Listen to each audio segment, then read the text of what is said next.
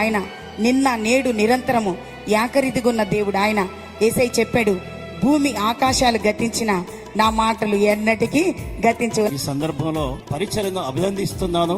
వారు ఇంకా అత్యధికముగా ఆశ్రయించబడి వేల కొలది ఇంకా సంఘాలు స్థాపించగలిగేట్లుగా, వారి కుటుంబం దేవుని కొరకు వాడబడగలిగేట్లుగా సమర్పణతో కలిగినటువంటి ఈ పరిచర్య ఆశీర్వదకరంగా ఉండలాగిన గాడ్ బ్లెస్ యు.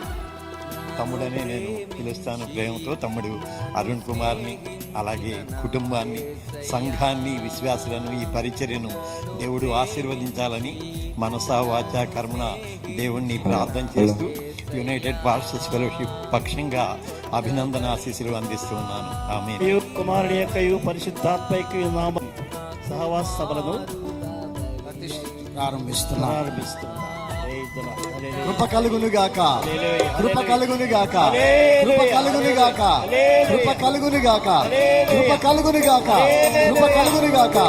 మన తండ్రి దేవుని కృప కలుగునుగాక, కృప కలుగునుగాక, సర్వకృపానికి దేవదేవుని కృప కలుగునుగాక, మహిమాన్వితులకు దేవుని కృప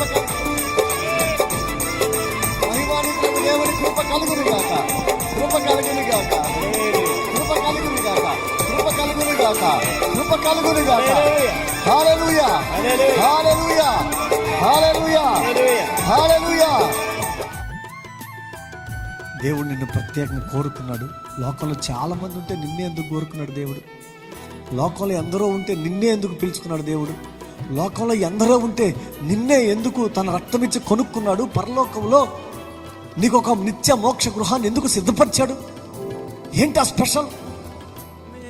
ఎందుకో నీ మీద దేవునికి ప్రేమ, ఎందుకో దేవుడు నిన్ను కోరుకున్నాడు, ఎందుకో దేవుడు నీ మీద కనుదృష్టి నిలిపాడు. అందుకే ఎన్నిచ్చాడు, రాజులైన యాజక సమూహంలో చేర్చాడు.